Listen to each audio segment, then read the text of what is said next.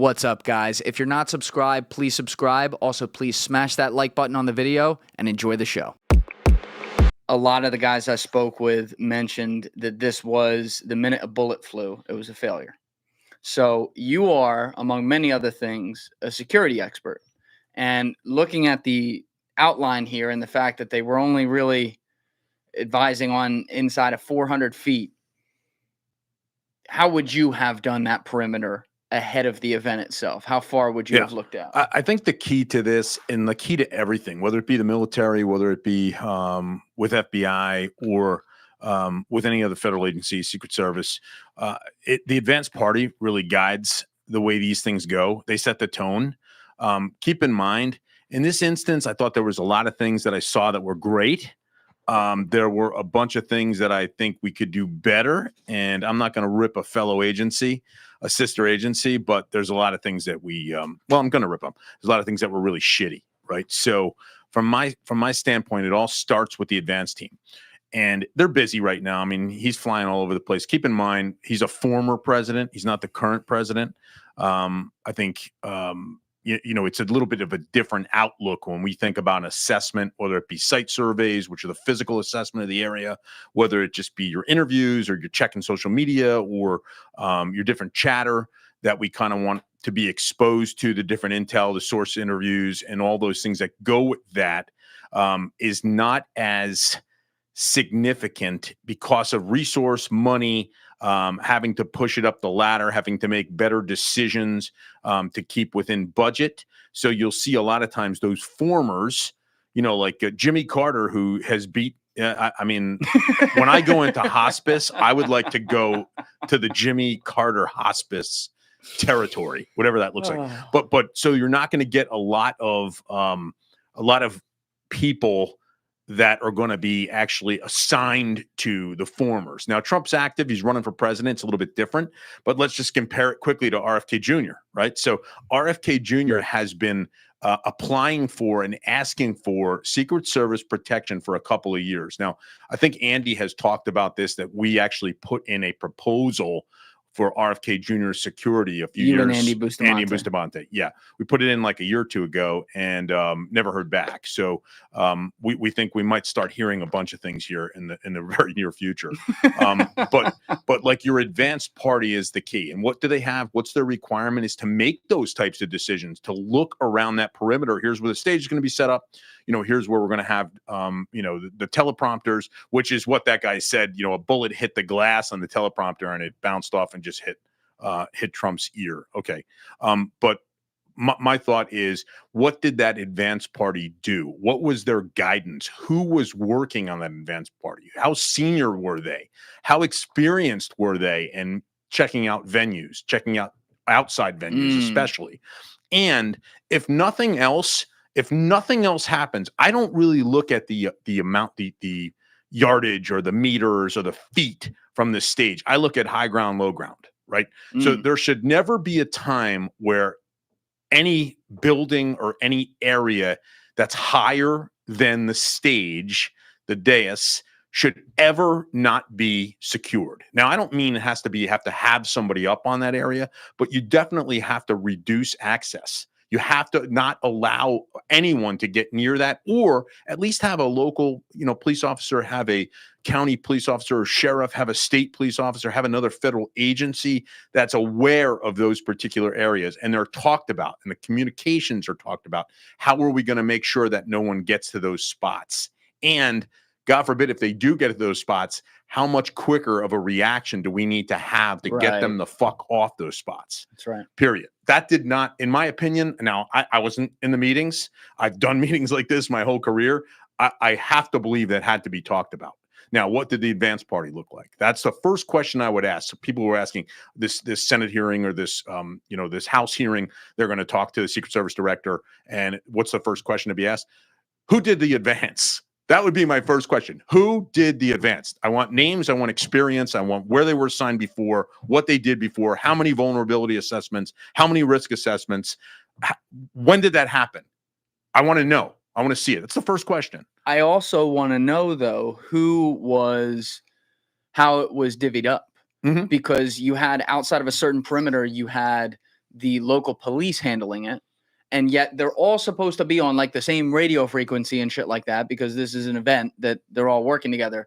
But you essentially, it's almost like having a baseball team and a football team, go do their thing on training camp and then say, we're going to do training camp together. That's how it feels to me. That's always been a thought and a problem.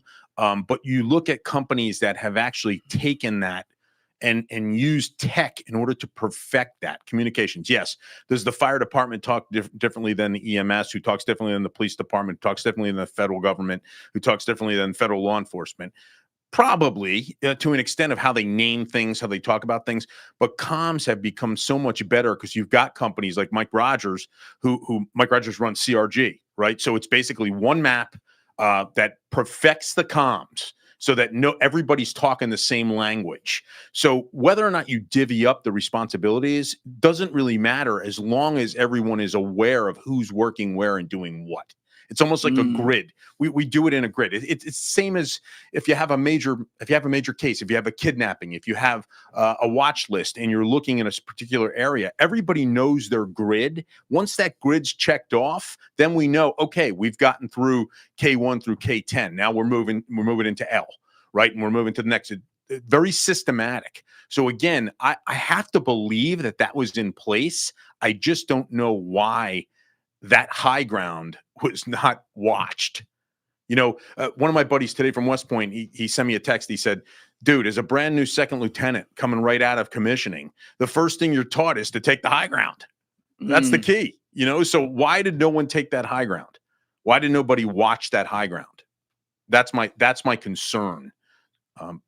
Comms, I think comms were probably pretty good as to who was where and doing what. Yeah. Just that they didn't have that. That wasn't part of that advanced risk assessment, that site survey. What does this look like?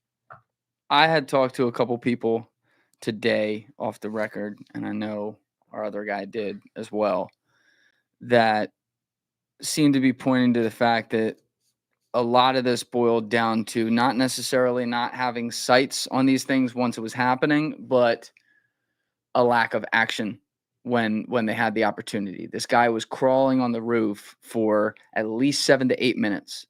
And on that note, actually, he accessed this via a ladder that does not show up on Google Maps when you pull up the satellite imagery of it, which means it has been put there recently, and there's speculation that he may have put it there.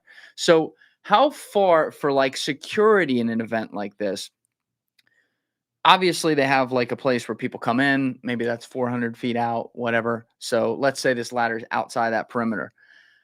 On the day of, shouldn't you be assessing all accesses to buildings in that area to make sure that, someone's not staring through a window or could get access to a roof or something like that, i.e. they'd see something like that ladder and say, well, we got a fucking problem right here. Absolutely. And you make a great point. And, I don't want to talk much about my federal government law enforcement time, because I think that would probably violate some. Well, do I ever really give a shit about violating anything? Not really. But I'll talk about it from my perspective. When I first opened the company, right, we got the chance to do Maxim Super Bowl parties. So we did one in Atlanta, one in Miami, right?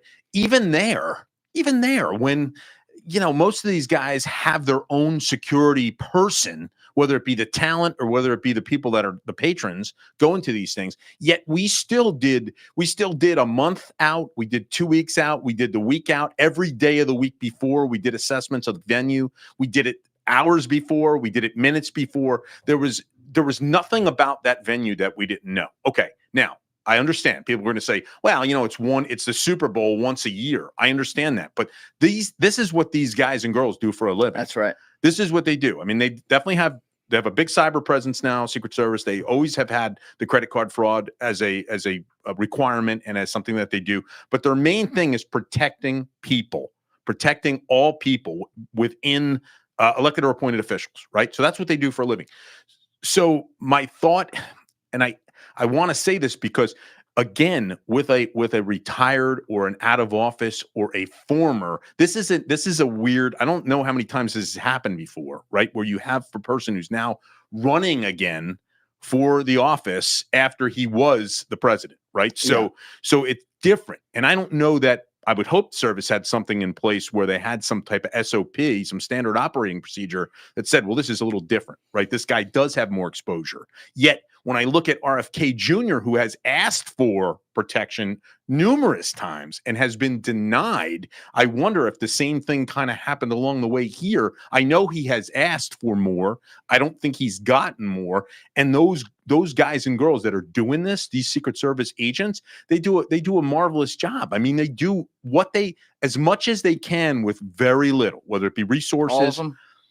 Well, I mean, yeah, I mean, like we've talked about way back, me and you, I mean, you got people that work, people that don't work. You got the box makers, the lemon ice distributors, and you've got people that do the work, right? So, of course, and you're never. You said something that this guy's crawling on 6, 7, 8 minutes and nobody's doing anything. Yep.